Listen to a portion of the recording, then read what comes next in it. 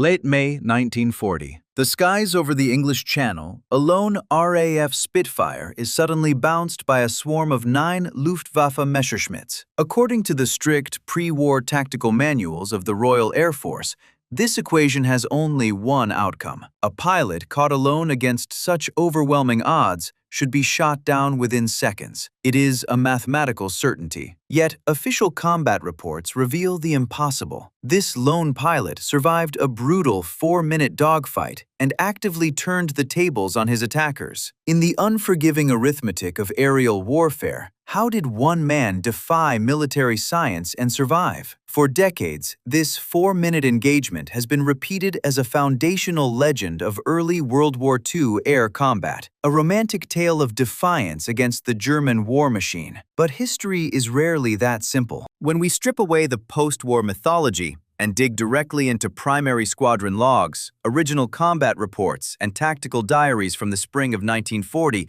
a much darker, more complex picture emerges. We are not just going to dissect whether this frantic dogfight happened exactly as the veterans remembered it. We are going to deconstruct the brutal mechanism of survival. The real story buried in these archives is not about a single heroic pilot pulling off a miracle. It is about a massive institutional crisis. It is the story of how the bloody, unforgiving reality of frontline combat violently collided with the clean, theoretical doctrines taught in the safety of peacetime academies. The Royal Air Force was sending its men into the sky armed with symmetrical flight formations that looked spectacular at air shows, but proved fundamentally lethal against the fluid, aggressive tactics of the Luftwaffe. To survive, combat pilots had to actively break the rules and abandon the very manuals they were sworn to obey. Every second that lone Spitfire spent turning against those 9 Messerschmitts was a desperate rejection of official dogma. But to truly understand the scale of his disadvantage and why his own training meant he was mathematically doomed from the moment he took off, we have to look backward. We have to examine the fatal, invisible trap the Royal Air Force had methodically built for itself long before the first shot of the war was even fired. In the years leading up to 1939, the British Air Ministry operated under a deeply entrenched, almost institutionalized assumption: the bomber would always get through. Fighter Command was primarily designed as a defensive interception force, built to protect British airspace from vast, unescorted armadas of enemy bombers. This fundamental premise dictated everything from aircraft design to tactical training. Because the anticipated enemy was heavy, slow, and flying in predictable straight lines, Royal Air Force tacticians developed a combat doctrine that prioritized discipline, tight cohesion, and concentrated firepower above all else. The physical manifestation of this theory was the standard RAF tactical formation known as the VIC. Shaped like a tight letter V, the VIC consisted of 3 aircraft. The flight leader flew slightly ahead at the point of the wedge, with 2 wingmen tucked in close on either side, stepped slightly back. When we say close, we mean parade ground close. The standard distance between aircraft in an early war RAF VIC was often less than a single wingspan. It was an arrangement designed for peacetime air shows, maximizing visual impact and demonstrating absolute pilot discipline to observers on the ground. But in a combat zone, it was a structural death trap. To maintain this suffocatingly tight V-shape, the 2 wingmen could not afford to scan the surrounding sky for hostile aircraft. Their eyes had to remain securely locked on the flight leader's wingtips. If a wingman looked away for even a fraction of a second, the risk of a catastrophic mid-air collision was severe. As a result, in a flight of 3 British fighters, only one man, the leader, was actually looking for the enemy. The formation was effectively flying blind in 2 out of 3 directions. Furthermore, the rigid geometry of the VIC made maneuvering agonizingly difficult. If the leader banked sharply to the left or right, the wingman on the inside of the turn had to drastically throttle back to avoid overshooting, while the wingman on the outside had to push his throttle to the absolute firewall just to keep up. This constant seesawing adjustment rapidly bled energy from the formation. It meant that RAF squadrons were flying into combat significantly slower than their aircraft were physically capable of flying. They were mathematically surrendering the initiative, speed, and spatial awareness before they even spotted an enemy plane. This rigidity extended directly into how the pilots were instructed to engage. Fighter Command trained its men using official combat manuals that treated aerial warfare like an elaborate, highly choreographed naval engagement. These manuals contained strict, pre-planned maneuvers with sterile names like Fighter Attack Number 1 and Fighter Attack Number 3. These were sequential, inflexible procedures, dictating precisely how a flight of 3 should approach a bomber, peel off, fire in unison, and break away. Attack Number 1, for instance,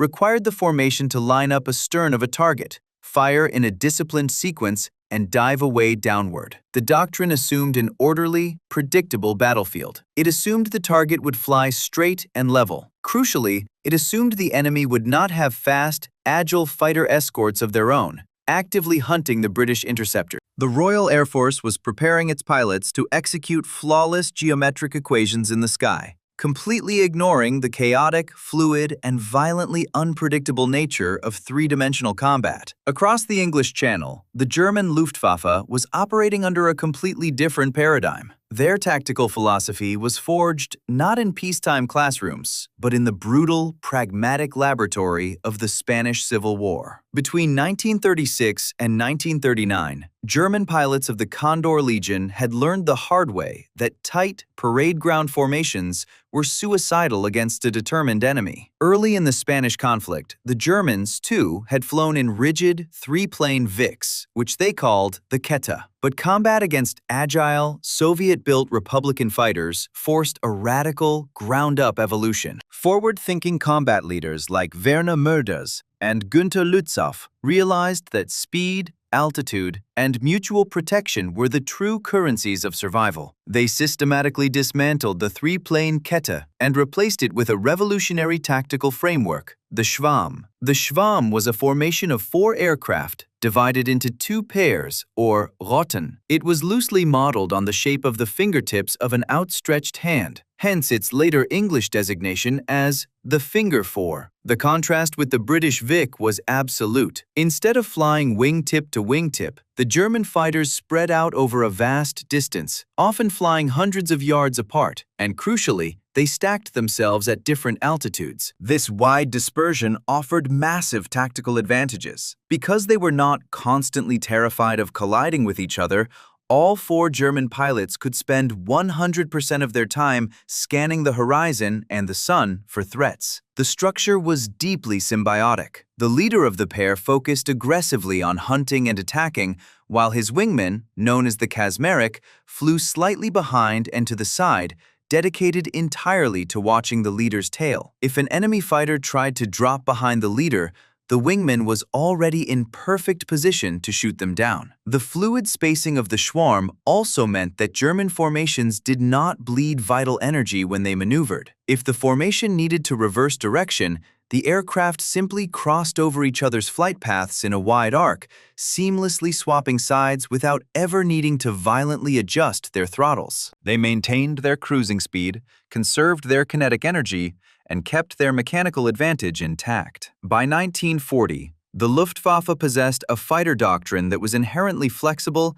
decentralized, and violently aggressive. They did not rely on complex, synchronized attacks. They relied on altitude, speed, and the element of surprise, utilizing a hit-and-run philosophy that conserved momentum. They understood a fundamental truth of modern air combat. The side that initiates the attack, possessing superior energy, dictates the terms of the entire engagement. This was the invisible, systemic disparity that defined the early air war. It was not merely a matter of which nation had built the better flying machine. The Supermarine Spitfire and the Messerschmitt Bf 109E were, in purely mechanical terms, remarkably evenly matched. They were both state-of-the-art monoplanes, capable of exceeding 350 miles per hour, armed with lethal combinations of machine guns and cannons. The fatal difference lay entirely in the tactical software installed in the minds of the men flying them. British pilots were being thrust into the sky, burdened by a 1930s theory,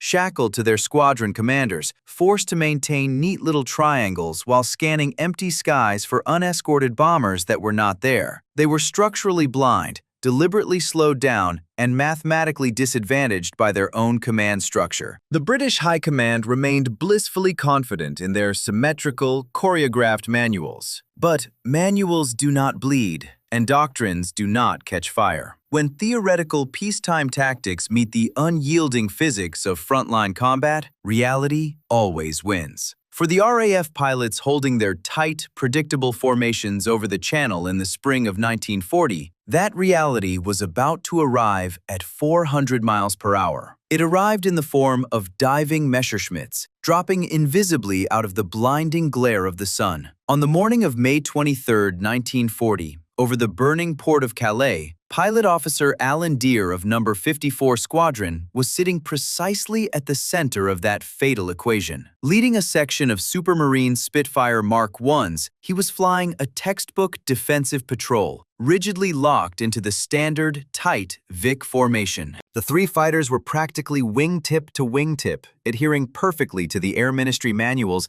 making them effectively blind to the airspace directly behind their tails. The ambush materialized not as a visual warning, but as a deafening roar of Daimler-Benz engines and a terrifying flash of 20mm cannon tracer shells slicing right through the center of the British formation. High above, a swarm of Messerschmitt Bf 109Es from Jagdgeschwader 51 had converted their massive altitude advantage into overwhelming kinetic energy, dropping in an unanswerable dive. According to Doctrine, upon being bounced, the RAF section was supposed to execute a coordinated, synchronized break. The manual dictated an orderly, symmetrical turn, ready to reform and execute an officially sanctioned counterattack. It was an elegant peacetime theory, entirely disconnected from the violent geometry of a real ambush. There was no time for standard procedures or radio chatter. The neat parade ground Vic instantly shattered as the three Spitfires violently scattered in different directions just to avoid being ripped apart in the opening milliseconds of the attack. Suddenly completely isolated, Pilot Officer Deere was caught in the worst possible tactical position. Stripped of his wingmen, he was flying significantly below his maximum speed due to the constraints of the rigid formation, hunted by an enemy possessing vastly superior momentum. His official training dictated he should climb to regain altitude and reform, but climbing upward against diving Messerschmitts was a mathematical death sentence. In a split second of pure, adrenaline-fueled realization, Deere instinctively discarded years of rigid institutional conditioning. He actively threw out the rule book. Instead of pulling back on the stick, he violently shoved it forward. He deliberately dropped the nose of his Spitfire,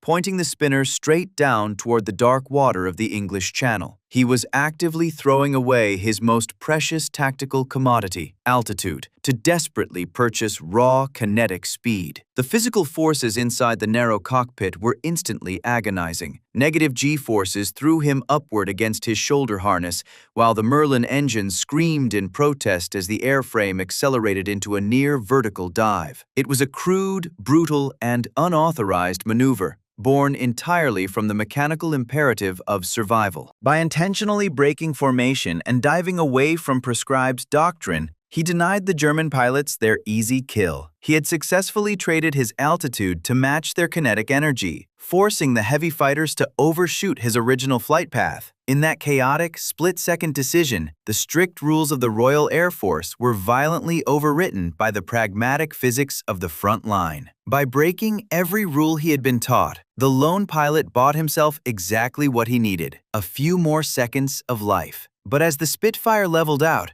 screaming just above the whitecaps of the Channel, the terrible arithmetic of his situation crystallized. He had survived the initial ambush, but he was now completely alone, flying at the physical limit of his machine and hopelessly trapped in a high-speed knife fight with 9 circling enemies. Leveling out mere feet above the churning, dark whitecaps of the English Channel, Pilot Officer Alan Deere of No. 54 Squadron found himself trapped in a localized, high-speed nightmare. The previous seconds had shattered the neat, theoretical geometry of the Royal Air Force manuals. He had traded all of his altitude for a desperate surge of kinetic energy, pointing the nose of his Supermarine Spitfire straight down to escape the initial ambush. Now he was flying at the absolute physical limit of his machine, his throttle pushed firmly through the emergency gate, the Rolls-Royce Merlin engine screaming at maximum boost. He was pinned against the floor of the sky. There was nowhere left to dive, and directly above him, bathed in the blinding glare of the late May sun, a swarm of Messerschmitt Bf 109Es from Jagdgeschwader 51 were resetting their formations. They held the altitude. They held the energy. They dictated the terms of the engagement. According to the strict defensive protocols drilled into Deere during his peacetime training, a pilot caught in this violently asymmetrical situation was supposed to establish a smooth, flat defensive circle. The manual assumed that maintaining a predictable, orderly turn would allow neighboring flights to identify the distress, drop down, and provide covering fire. But Deere no longer had neighboring flights. His wingmen had been violently scattered in the opening milliseconds of the ambush. He was entirely alone. If he followed the manual and locked his Spitfire into a flat, predictable defensive orbit, he would simply become a stationary target in the gun sights of the diving German fighters. The peacetime doctrine was a mathematical death sentence. In the cockpit, surrounded by the deafening roar of the engine and the terrifying percussive cracks of 20mm cannon shells detonating in the water just yards from his wingtips, Deere made a conscious, radical decision to completely abandon his training. When the first pair of Messerschmitts rolled inverted and plunged toward him, initiating their second attack run, Deere did not hold the defensive circle. He waited until the absolute last fraction of a second, precisely as the leading German fighter committed its nose to the firing solution, and he violently hauled back on the control column. He threw the Spitfire into a punishing, near-vertical, climbing turn directly up into the path of the diving attacker. This was a brutal violation of standard operating procedure. Pulling up against a diving enemy meant intentionally bleeding off his desperately acquired airspeed, theoretically making him an easier target. But Deere was not trying to outclimb the Luftwaffe. He was actively destroying their geometry. The German pilot, closing the distance at over 400 miles per hour in a steep dive, suddenly found his target expanding wildly in his Revi reflector gun sight, moving radically across all three dimensions instead of sliding predictably across the flat horizon. The closure rate was too massive. The Messerschmitt flashed past the Spitfire, its cannons tearing empty air, completely unable to track the violently maneuvering British fighter. Deere instantly kicked his rudder pedals, snapped the Spitfire's nose back down toward the waves, and regained the speed he had just sacrificed, preparing for the next assault. Unpredictability became his only armor. He was no longer flying a recognized tactical pattern.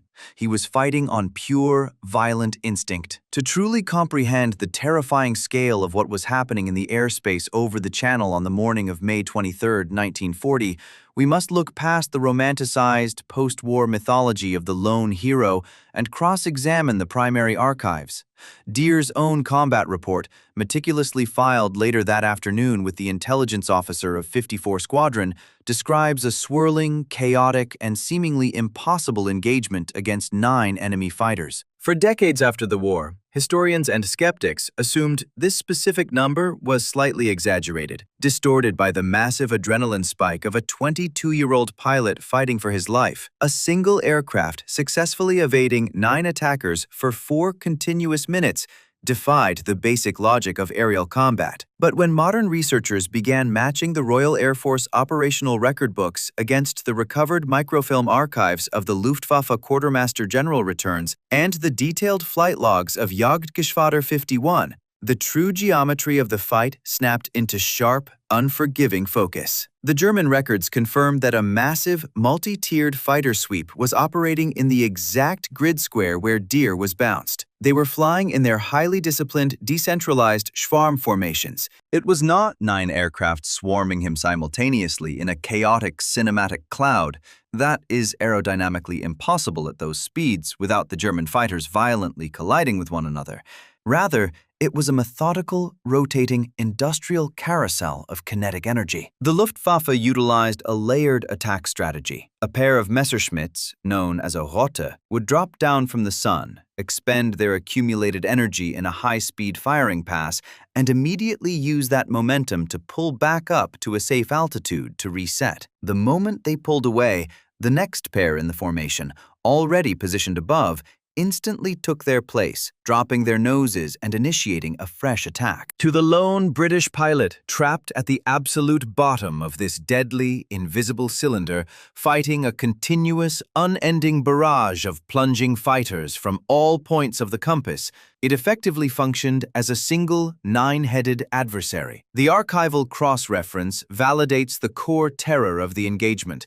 Deere was not fighting a disorganized mob. He was subjected to a relentless, highly coordinated cycle of high-speed passes specifically designed to exhaust him physically, mathematically, and psychologically. The German objective was to bleed his airspeed drop by drop, forcing him to maneuver until he made a single, fatal geometric error. But to understand why this perfectly engineered trap began to slowly fail, we must shift our focus away from the desperate British pilot and look inside the cockpits of the Messerschmitts circling overhead. The men flying these yellow-nosed fighters from Jagdgeschwader 51 were not green novices. They were highly experienced combat veterans. Many of them had perfected the brutal art of the high-altitude bounce during the Spanish Civil War and had refined their tactics over the skies of Poland and France. They were accustomed to a very specific, almost institutionalized set of behaviors from British pilots. Up to this point in the spring of 1940,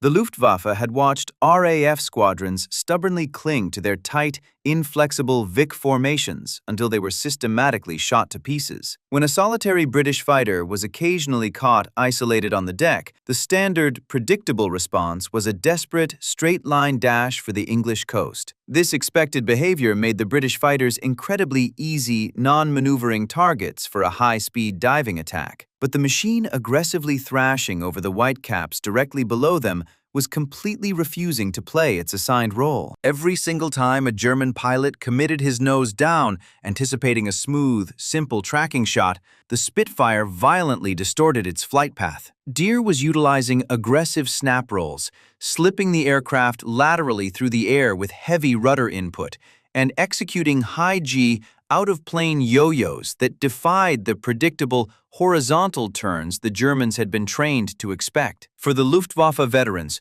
this was momentarily, profoundly disruptive. Their carefully choreographed, energy-based tactics relied entirely on a predictable target. Furthermore, Deere's aggressive, unconventional flying was exposing a hidden structural limitation within the German aircraft itself. The Messerschmitt Bf 109E was a magnificent, unparalleled energy fighter, built for slash-and-run attacks in the vertical plane, but it suffered from a distinct aerodynamic flaw at extreme velocities. As the fighter approached 400 miles per hour in a steep dive, the airflow rushing over the control surfaces became incredibly dense. The ailerons, the flaps on the wings that control the aircraft's ability to roll, stiffened dramatically. It required massive, exhausting physical strength from the German pilot just to bank the aircraft slightly left or right at those speeds. By constantly changing his vector at the exact millisecond the German pilots fully committed to their dive, Deere was actively exploiting the physical limitations of the Messerschmitt's high-speed handling. The hunters repeatedly found themselves fighting their own heavy, locked flight controls, unable to adjust their aim in time. They were forced to continuously abort their passes, hauling back on their control sticks to pull out of their dives without firing a single effective burst, entirely frustrated by a target that refused to remain static. Minute by agonizing minute, the geometry of the battle began to subtly shift. The Luftwaffe's absolute initial advantage, their massive reservoir of kinetic energy and their overwhelming superiority in altitude, was slowly being neutralized by the raw aerodynamic design of the Supermarine Spitfire and the sheer defiance of the man flying it. The Spitfire possessed a significantly lower wing loading than the Bf 109, meaning its broad, famously elliptical wings generated substantially more lift for its weight. This engineering advantage allowed the British fighter to turn in a much tighter radius and, crucially, to sustain that tight, punishing turn without stalling and falling out of the sky. Deere instinctively understood that his only viable chance of survival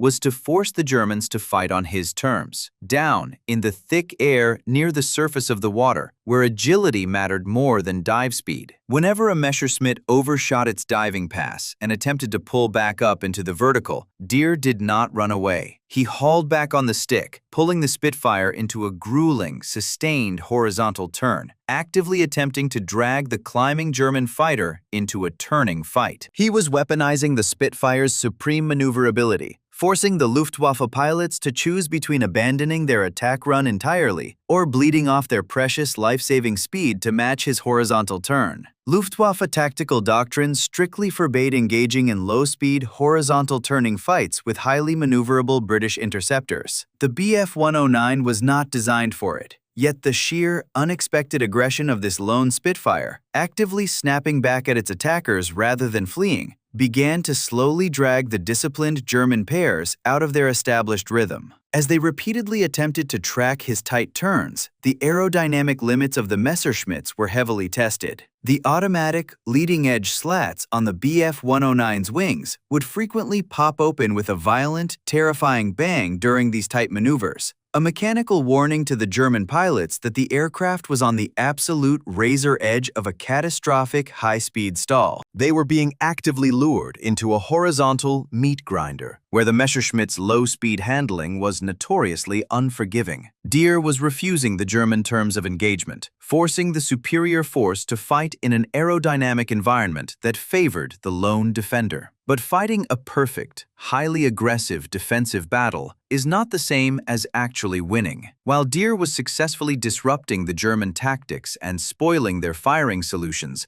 a complex set of hidden mechanical limitations was silently dictating the brutal pace of the battle, acting as an invisible clock counting down his survival. First, there was the terrifying reality of enemy firepower.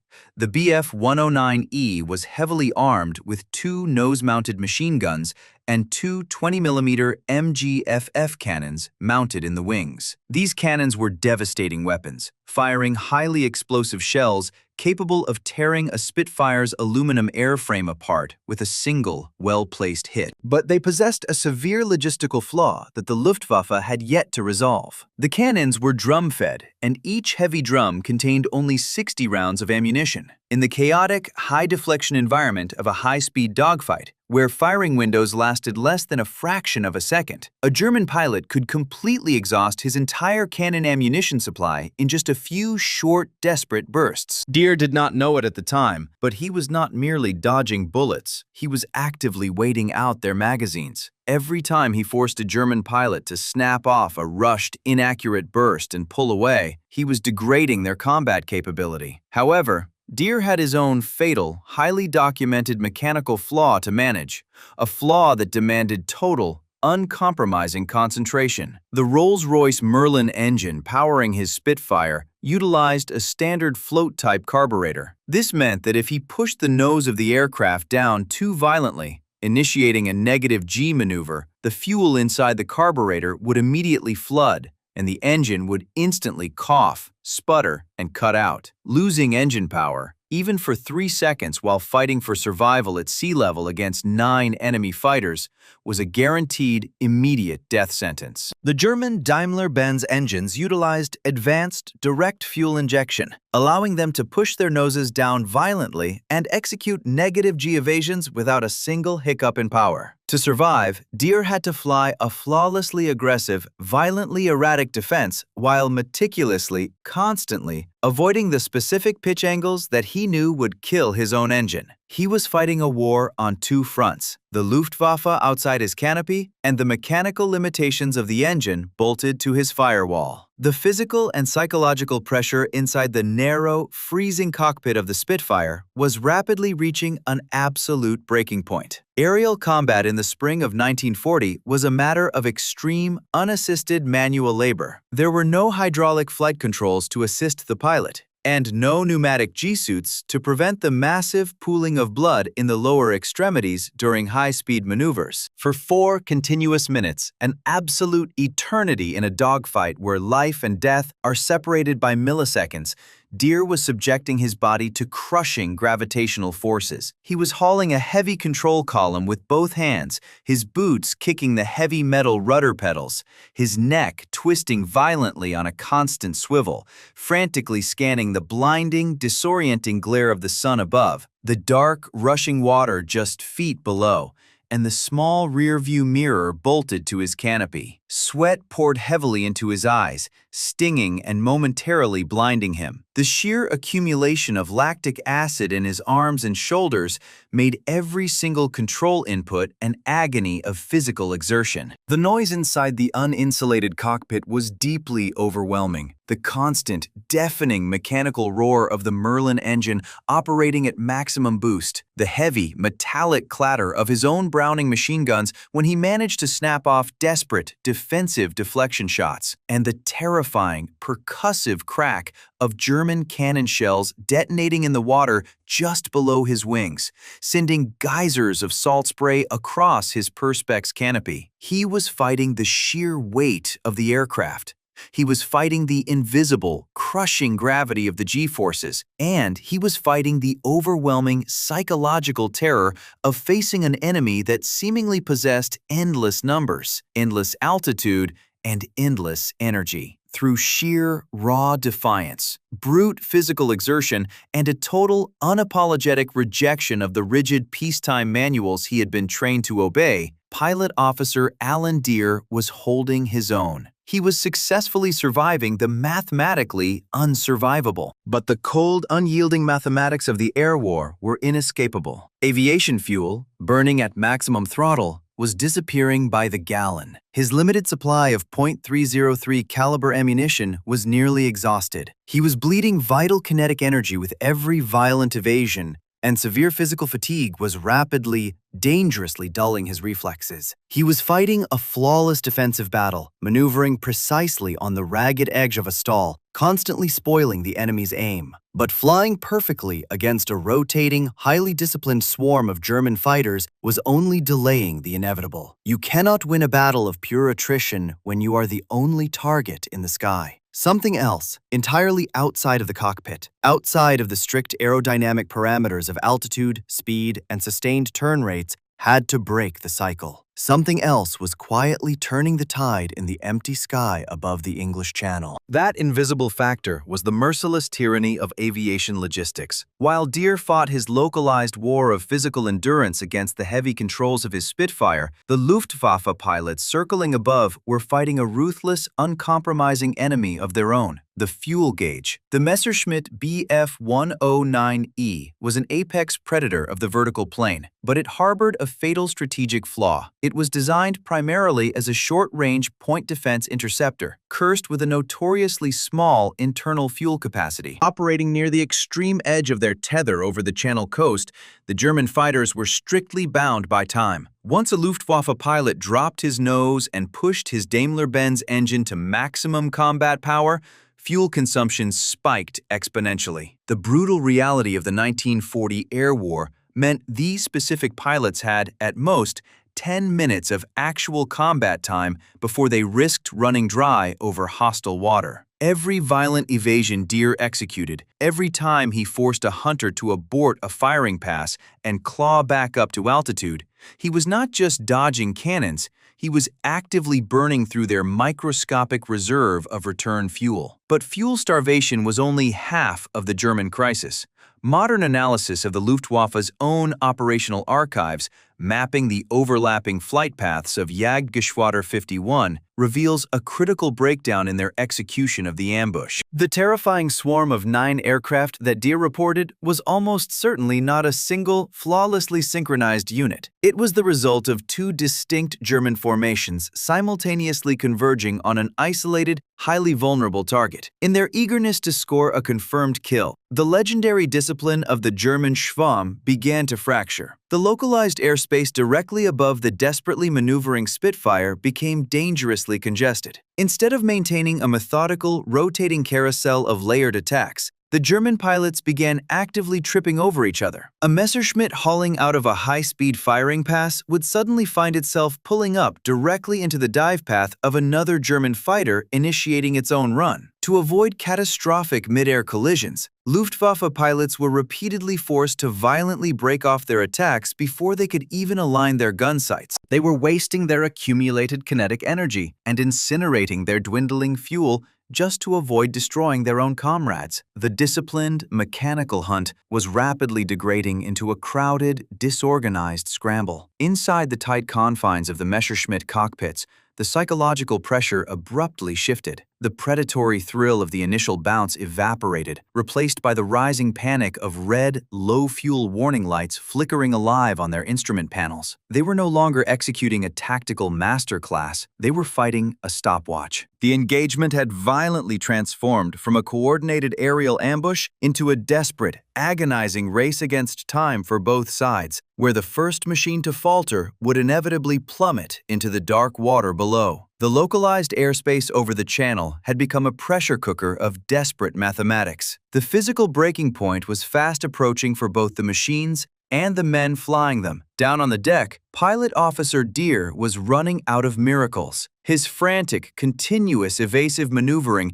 had kept him alive for an impossible 4 minutes, but the brutal reality of sustained combat was catching up. The Supermarine Spitfire was not designed to operate indefinitely at maximum emergency boost. The temperature gauges on his instrument panel were pinned into the red. The Rolls-Royce Merlin engine, the mechanical heart keeping him out of the water, was beginning to overheat, vibrating violently against its mounts. His ammunition was completely gone, leaving him flying a defanged aircraft in a sky still populated by hostile cannons. He knew with terrifying certainty that he could not maintain this defensive orbit forever. Fatigue was severely dulling his reaction time. If he continued to just react, one of the circling Messerschmitts, desperate to score a kill before their fuel tanks ran completely dry, would eventually calculate the correct deflection angle and blow him out of the sky. Survival now demanded a final do-or-die gamble. He had to seize the initiative from an enemy that still held the altitude. Through the sweat stinging his eyes and the crazed, oil-streaked perspex of his canopy, Deere spotted a ragged, low-hanging bank of coastal cumulus clouds drifting several miles away. It was a narrow, fleeting sanctuary, but reaching it required doing exactly what the Luftwaffe pilots were waiting for him to do. He had to stop turning and fly in a straight line. As the next pair of Messerschmitts initiated their dive, dropping out of the sun for a slashing attack, Deere did not haul back on the control column to pull into his tight, horizontal turn. Instead, he violently kicked the rudder, leveled the wings, and firewalled the throttle, pointing the Spitfire's spinner directly toward the distant gray mist. It was a moment of pure, agonizing tactical attrition. By flying straight and level, he was instantly offering the diving German fighters the exact geometry they had been trying to achieve. The Spitfire accelerated, vibrating on the edge of structural failure, the airspeed indicator winding past 300 miles per hour, mere feet above the Whitecaps. Behind him, the Messerschmitts closed the gap, their Daimler-Benz engines screaming as they aligned their reflector gun sights on the unmaneuvering target. Cannon tracer shells ripped past Deere's canopy, close enough that he could visually track the glowing phosphorus. The water around his aircraft erupted in violent geysers of exploding ordnance. He was completely exposed, betting everything on the raw, straight-line speed of his overheating aircraft and the rapidly failing fuel gauges of his pursuers. The gamble rested on seconds and gallons. The German pilots, staring at the straight-flying Spitfire,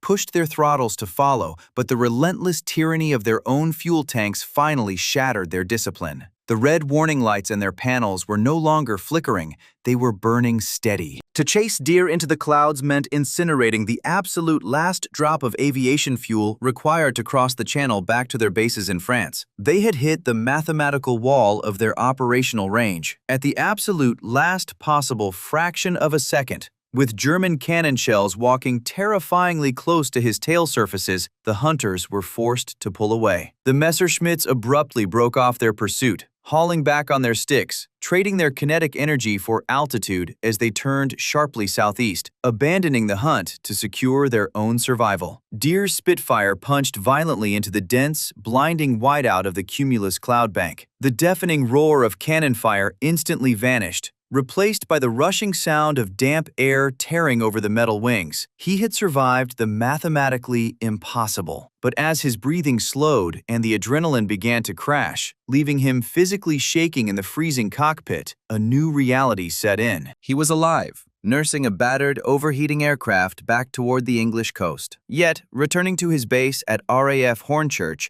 meant delivering more than just a damaged airframe. He was carrying back a piece of frontline truth that fundamentally shattered Royal Air Force doctrine. He was returning to confront a command structure that was entirely unready to hear that their pristine, peacetime manuals were nothing more than a highly organized suicide pact. When the battered Spitfire finally touched down on the grass at RAF Hornchurch, the physical toll of those 4 minutes was etched into the torn aluminum of the airframe. The engine was scorched, the cooling systems were pushed beyond their absolute limits, and the wings bore the jagged scars of German cannon fire. But to the mechanics and intelligence officers who swarmed the smoking aircraft, it was more than just a damaged machine. It was a piece of indisputable mechanical evidence. Pilot Officer Alan Deere had survived the mathematically impossible, but he had done so by aggressively violating every sacred rule in the fighter command playbook. His combat report became a critical data point in a quiet, localized rebellion that was already brewing among frontline squadron leaders. For weeks,